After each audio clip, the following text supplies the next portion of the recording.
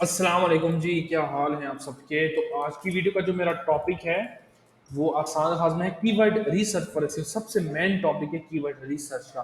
अगर आप प्रॉपर तरीके से कीवर्ड रिसर्च नहीं करते तो आपकी साइट कभी भी रैंक नहीं होगी। ठीक है, तो आज का जो मेरा मेन टॉपिक है वो है जी कीवर्ड रिसर्च फॉर एसईओ। ठीक है, मेन टॉपिक है कीवर्ड रिसर्च का। अच्छा, कीवर्ड रिसर्च अभी आप देखें तो सबसे पहले आपने देखना होता है नीश एंड ऑडियंस। ठीक है, ये चीज बहुत ज्यादा आप समझ लें कि आपके काम आएगी। जैसे मिसाल के तौर पर आप एक इन्फो ब्लॉग बना रहे हैं जिसके ऊपर आपने इंफॉर्मेशन देनी है, तो आपने हमेशा उन्हीं कीवर्ड्स को टारगेट करना है जो कि हाउ, वाई, व्हेन और एंड कैन। इस तरह के जो कीवर्ड्स है ना, जो इस तरह के वर्ड से स्टार्ट हो रहे हैं, ठीक है, इस तरह के कीवर्ड आप हमेशा इन्फो आर्टिकल लिखते हैं, यानी इंफॉर्मेशनल आर्टिकल्स आप लिखते हैं। लेकिन जहां जहाँ पे बेस्ट, बाय, इस तरह की चीजें, या एंड टॉप, इस तरह की चीजें शो हो रही हैं इस तरह के कीवर्ड्स के ऊपर, ये जितने भी कीवर्ड्स हैं, ये सारे कीवर्ड्स के ऊपर आप आर्टिकल लिखेंगे। कौन सा आर्टिकल लिखेंगे? आप लिखेंगे कमर्शियल आर्टिकल। बेस्ट हो गया, बाय हो गया और टॉप हो गया। ठीक है, तो आपने हमेशा नीश और ऑडियंस को हमेशा फर्स्ट प्रायोरिटी देनी है कि आपकी नीश क्या है। अगर आपकी नीश कमर्शियल है तो आपने बेस्ट, बाय एंड टॉप वाले कीवर्ड फाइंड करने हैं। अगर आपकी नीश इंफॉर्मेशनल है तो आपने हाउ, वाई, व्हेन और एंड कैन वाले कीवर्ड्स फाइंड करने। दूसरी चीज आपके पास आती है सीड कीवर्ड। सीड कीवर्ड से क्या मुराद है? सीड कीवर्ड से मुराद है कि ऐसे कीवर्ड जो कि बिल्कुल एक तो छोटे हों और जिनसे आगे हजारों कीवर्ड की वेरिएशंस निकल रही हैं। जैसे एक कीवर्ड है मेरे पास, best fishing rod. Best fishing rod, अब ये मेरे पास एक कमर्शियल कीवर्ड है। ठीक है, या हम सिर्फ कर लेते हैं फिशिंग रॉड, ये हमारा सीड कीवर्ड है। अब इससे कितनी वेरिएशन आगे निकल रही है, अब देखते जाएं। Best fishing rod, best fishing fishing under $100, तो हजारों वेरिएशन यहाँ से आगे निकल सकती हैं। ठीक है, हजारों वेरिएशन। ठीक है, तो सीड कीवर्ड को आपने हमेशा जो है ना ध्यान में रखना है। अगर आपको इस तरह के और सीड कीवर्ड जैसे फिशिंग रॉड के ही रिलेटेड, तो आप उन सीड कीवर्ड से हजारों कीवर्ड आगे निकाल सकते हैं। ठीक है, उनकी वेरिएशन, उनकी सिनोनियम्स आप बहुत इजीली निकाल सकते हैं। अच्छा, दूसरी चीज ये आपके पास आती है यूज कीवर्ड रिसर्च और sorry use keyword research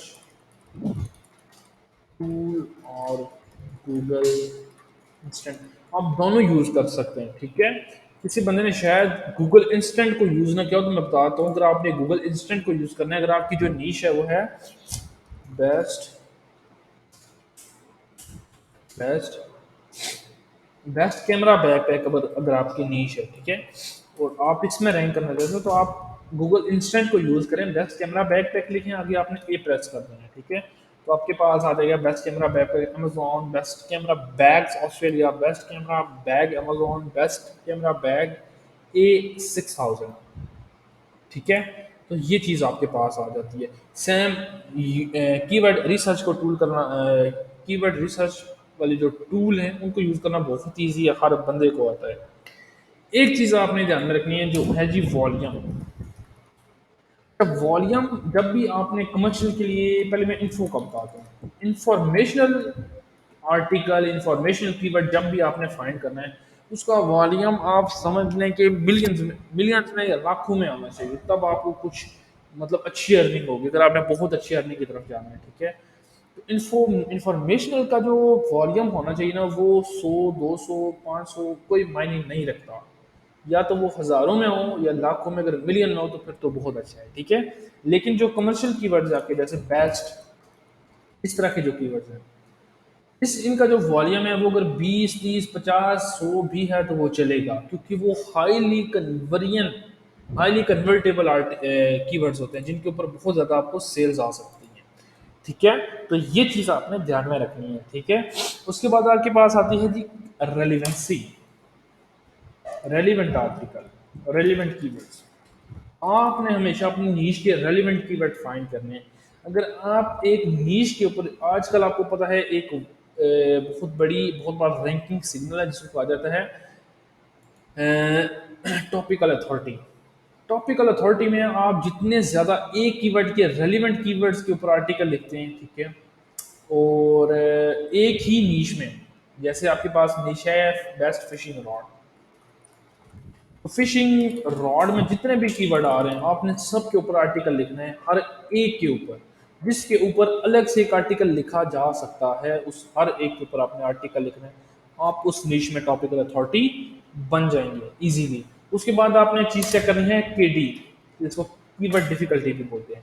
keyword difficulty हर टूल अलग बताता है। अगर आप एससीएम से चेक करेंगे, ठीक है, एसवीएम रश से चेक करेंगे वो अलग आपको बताएगा, आप एचआरएफ से चेक करेंगे वो आपको अलग बताएगा, आप मोज से करेंगे आपको अलग बताएगा। लेकिन बेहतर कौन है?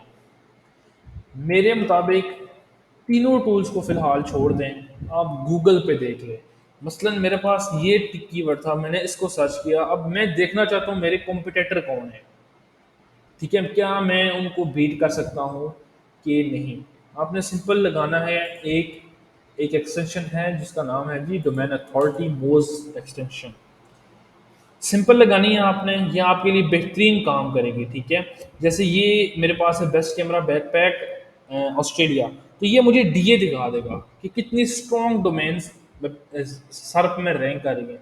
जितनी ज़्यादा स्ट्रॉन्ग डोमेन रैंक कर रही होंगी उतना ही मुश्किल है मेरे लिए रैंकिंग। जैसे इसमें एक 69 कर रही है, एक 96, एक 52, उसके बाद 89, 93। तो मेरे लिए मुश्किल है इसमें अपनी जगह बनाना, तो मैं इस कीवर्ड को छोड़ दूंगा, इस नीश को ही छोड़ दूंगा। तो बेहतर ये है कि आप जो सर पे उसको एनालाइज करें। ठीक है, उसमें देखेंगे कितनी कमजोर डोमेन्स रैंक कर रही हैं, कितनी हाँ मतलब हाई लेवल की डोमेन्स रैंक कर रही हैं। ठीक है, तो एससीएम रश भी मतलब ठीक नहीं बताता, एचआरएफ भी मोज, मुझे तीनों पे भरोसा नहीं। आप पर अपना मैनुअल काम ज्यादा करें वो बेहतर है। उसके बाद आपके पास आता है यूजर इंटेंट। यूजर इंटेंट, अच्छा, यूजर की इंटेंट बहुत ज्यादा अहमियत रखती है। जैसे अब मैं सर्च कर रहा हूँ बेस्ट कैमरा बैकपैक अंडर $100, तो मैंने रिव्यूज पढ़ने हैं भाई, मैंने इंफॉर्मेशन नहीं लेनी। ठीक है, कि how to repair a camera backpack, how to clean a backpack, how to clean a camera backpack. अगर मैं इस तरह की क्यूरीज लिखता हूँ how to clean a camera backpack, तो जो मेरी इंटेंट बनेगी वो इन्फो इंटेंट बनेगी। लेकिन अगर मैं ये लिख रहा हूँ बेस्ट कैमरा बैकपैक अंडर $100, तो जो मेरी इंटेंट बनेगी वो कमर्शियल बनेगी, जो कि जिसके ऊपर रिव्यू लिखेंगे आप। ठीक है, इसके बाद आपने एक चीज जो लास्ट में करनी है वो करनी है जी मॉनिटर। हमेशा अपने प्रोग्रेस को आपने मॉनिटर करना है कि आपने एक वर्किंग की, ठीक है, उस वर्किंग से आपको क्या नतीजा मिला, आखिर उस वो वर्किंग आपकी पॉजिटिव रही नेगेटिव रही, आखिर उससे आपको कितने रिजल्ट्स मिले। ठीक है, तो ये थी जी आज की मेरी वीडियो। वीडियो अच्छी लगी तो चैनल को सब्सक्राइब कर दें, वीडियो को लाइक कर दें, और अगर कोई भी क्यूरी आपकी एसईओ के रिलेटेड, डिजिटल मार्केटिंग के रिलेटेड, वो आप हमसे कमेंट सेक्शन में पूछ सकते हैं।